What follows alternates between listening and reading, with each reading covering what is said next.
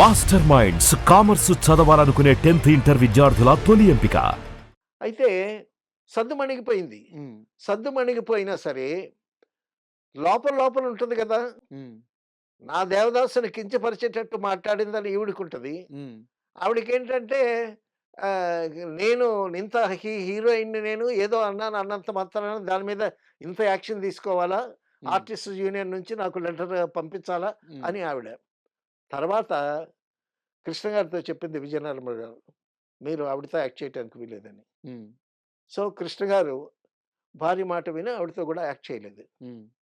తర్వాత కృష్ణ గారికి, వాణిశ్రీ గారికి కలిసిన సినిమాలే లేవు. అక్కడి నుంచా? అక్కడి నుంచి సినిమాలు లేవు. అబ్బా! సినిమాలు యాక్ట్ చేయలా. హ్మ్. అది జయప్రదకి ఒక మంచి ఛాన్స్. జయప్రద నంబర్ ఆఫ్ సినిమాలు యాక్ట్ చేసింది హ్మ్. కృష్ణ గారితో. తర్వాత జయప్రద బాగా కృష్ణ గారితో ర్యాపో డెవలప్ చేసుకుంటుందని విజయ నిర్మల గారు వార్నింగ్ గూడా ఇచ్చింది. హ్మ్. Vijaya Nirmala garu she is a very tough lady. ఏ తేడా వచ్చినా సరే ఫైర్ బ్రాండ్ అంటామే. ఏ తేడా వచ్చినా ఊరుకోదు. సరే ఆవిడకి మహానది లాంటి రైటర్స్ వాళ్ళే భయపడతారు. హ్మ్. రైటర్స్ భలే భయపడతారు ఆవిడ దగ్గర. సో చాలా పర్ఫెక్ట్‌గా ఉంటదావిడ. కొంచెం కోపం ఎక్కువ. హ్మ్. సరే మళ్ళీ వాణిశ్రీతో యాక్ట్ చేసి, మళ్ళా ఎందుకు గొడవలని చెప్పి కృష్ణ గారు వాణిశ్రీతో గూడా యాక్ట్ చేయలే. సో, అది జయప్రదకి ప్లస్ పాయింట్ అయింది. నంబర్ ఆఫ్ పిక్చర్స్ యాక్ట్ చేసింది. So, okay. తర్వాత కొన్ని ఏళ్ళకి ఎక్కడన్నా కృష్ణ గారు, వాణిశ్రీ గారు కనిపించినా పలకరించుకోరు. అవునా? పలకరించుకోరు. ఆ! కృష్ణ గారు పని. ఎంతసేపు 3 షిఫ్టులు పని చేయటమే తప్పిస్తే, హ్మ్. ఇంక వేరే పట్టించుకునేవాడు కాదాయన. సో ఆయన అంత బిజీగా ఉండేవాడు. సో, ఎక్కడైనా కనిపించినా సరే పలకరించుకునేవాళ్ళు కాదు. చాలా నాళ్ళకి కృష్ణ గారు వాణిశ్రీకి ఫోను చేసి, ఒక మంచి రీమేక్ ఫిల్మ్ కోసం, అందులో ఒక మంచి క్యారెక్టర్ ఉంది. హ్మ్. ఆహ్, నేను నేను హీరోగా చేస్తున్నాను. నువ్వు నా మదర్‌గా క్యారెక్టర్ చేస్తే మాత్రం చాలా బావుంటుంది అని ఈయన ఫోను చేసాడు ఆవిడకి. హ్మ్. సో, కృష్ణ గారు ఆ మనస్పర్ధ కూడా మర్చిపోయాడాయన. హ్మ్. అది మనసులో ఉంటే ఎందుకు ఫోను చేస్తాడు? ఆయన పని కోసం. ఆ! ఆ! సో, ఆయన ఫోను చేసాడు. హ్మ్. ఫోను చేస్తే, "నేనా? మీకు మదర్‌గా వెయ్యాలా? హ్మ్. ఆ క్యాసెట్ పంపించండి చూస్తాను" హ్మ్. అని ఏదో అంది. తర్వాత ఆ మదర్ వేషం కూడా ఆవిడ వేసినట్టు లేదు. వేసినట్లేరు. హ్మ్. సో, మొత్తానికి విజయ నిర్మల్ గారు, వాణిశ్రీ గారు ఆ విధంగా ఒక కూల్ వార్ అట బాబోయ్! జరిగిందనమాట. మీరు కూల్ వార్ అంటున్నారు గానీ, ఇది కోల్డ్ వారే. అయితే ఆ! విజయ నిర్మల గారి గురించి ప్రత్యేకంగా మాట్లాడుకోవాలి సార్. విజయ నిర్మల గారి గురించి, దాంతో పాటు కృష్ణ గారి పైన ఆమెకుండే అభిమానం, ప్రేమ గురించి. తర్వాతండి షూటింగ్ అయిపోయిన తర్వాత సాయంకాలం పద్మాలయలో కూర్చుంటాడు. కూర్చొని బ్రదర్స్‌తో వాళ్ళతో సరదాగా కబుర్లు చెప్పుకుంటాడు. తర్వాత ఇందాక ఎవరో అన్నారు. అక్కడ 2 బజ్జీలు తింటాడంట హ్మ్. కృష్ణ గారు. హ్మ్. ఇంటికొచ్చిన తర్వాత 2 పెగ్గలేసుకుంటాడు కృష్ణ గారు. 2 పెగ్గలే. హ్మ్. అంతకన్నా ఎక్కువ వేసుకోవటం జీడిపప్పులు అవి ఇవి పెట్టింది విజయ నిర్మల గారు. హ్మ్.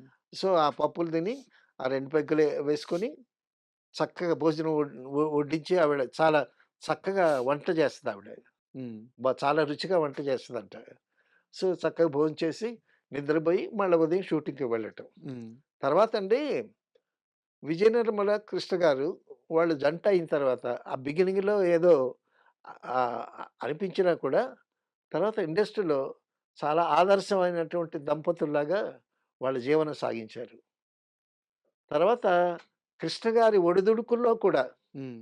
ఆవిడ ఆయన క్షేమ సమాచారాలు చూడటం, ఆయన ఆరోగ్యం చూడటం, ఆయన ఏదన్నా ఆర్థికంగా ఇబ్బందులు పడ్డా గూడా ఒడిదుడుకుల్లో గూడా ఈవిడ సపోర్ట్ ఇవ్వటం. సో, ఆ విధంగా వాళ్ళిద్దరూ చాలా చక్కగా, చాలా అన్యోన్యంగా జీవనం సాగించినటువంటి జంటగా తెలుగు ఇండస్ట్రీలో చెప్పుకోవచ్చు. అది ఇప్పుడు మీ మాటల్లో గూడా సార్, హ్మ్. ఆమె కృష్ణ గారి మీద ఆమె ప్రేమ కనిపిస్తుంది. అలా అంత గొప్ప ప్రేమ పెట్టుకున్న అర్ధాంగి హ్మ్. 'దేవదాస్' సినిమాని ఒక స్టార్ హీరోయిన్ అట్టంటే ఆమె ఎలా తట్టుకుంటది? అవునవును. ఆమె తీసుకోలేదు గదా! అంతే, అంతే, అంతే. అందుకని ఆమె అంత సీరియస్ అయిపోతుంది. తర్వాతండి ఇది ఈ ఇది ఇది 'దేవదాసు' పాత 'దేవదాసు' రిలీజ్ అవుద్దని ఎక్స్‌పెక్ట్ చేయలేదు వీళ్ళు. హ్మ్. టెక్నికల్‌గా చాలా బాగా చేశారు 'దేవదాసు' సినిమా. కొత్త 'దేవదాస్‌ని'. కొత్త 'దేవదాసుని' చాలా బాగా చేశారు. హ్మ్. But it is not a flop. ఒక మాదిరిగా ఆడింది. టెక్నికల్‌గా కూడా చాలా బాగా తీశారు. 'వీఎస్ఆర్ స్వామి' హ్మ్. ఫోటోగ్రఫీ హ్మ్. చాలా బాగా తీశాడాయన. సో, ఇది రిలీజ్ చేస్తున్నారని తెలిసి అప్పుడు నాగేశ్వరరావు గారు అమెరికాలో ఉన్నారు. హ్మ్. అమెరికాలో ఉంటే ఈ ఇన్ఫర్మేషన్ ఆయనకెళ్ళింది. అప్పుడు ఆ సినిమా రిలీజ్ చేయించాడాయన. రిలీజ్ చేపిచ్చారు. ఎందుకంటే పాత 'దేవదాసు' మద్రాసులో కూడానండి అక్కడ బారుల్లో రోడ్డు పక్కన తాగి ఉంటారు గదా! హ్మ్. వాళ్ళు 'దేవదాసులో' పాటలు పాడేవాళ్ళండి. 'జగమే మాయ బ్రతుకే మాయ' అని. అంత పాపులర్. హ్మ్. తమిళియన్స్ కూడా తెలుగు పాటలు పాడేవాళ్ళు. సార్. సో, అంత పాపులర్ సినిమా. ఆ సినిమా రిలీజ్ చేయించారు. ఆ సినిమా రిలీజ్ చేసేసరికి కాంపిటీషన్ ఒస్తుంది. ఖచ్చితంగా. నాగేశ్వరరావు గారు యాక్టింగు బాగా జీర్ణమైపోయింది హ్మ్. తెలుగు ఆడియన్స్‌లో. ఇప్పుడు ఇది కొత్తగా వచ్చినటువంటి 'దేవదాసు.' దిలీప్ కుమార్ ఒక మాట అన్నాడు. దిలీప్ కుమార్ హిందీలో యాక్ట్ చేశాడు. సార్. యాక్ట్ చేశాడు. ఒక మాదిరిగా ఆడింది. ఆయనేమన్నాడో తెలుసా? తెలుగు 'దేవదాసు' నాగేశ్వరరావు గారు యాక్ట్ చేసినటువంటి తెలుగు 'దేవదాసు' గాని నేను చూసి ఉంటే, హ్మ్. నేను హిందీలో ఆ వేషం చేసేవాడిని కాదన్నాడు దిలీప్ కుమార్. అబ్బా! సో, అటువంటి క్రెడిట్స్ ఉన్నాయి మరి.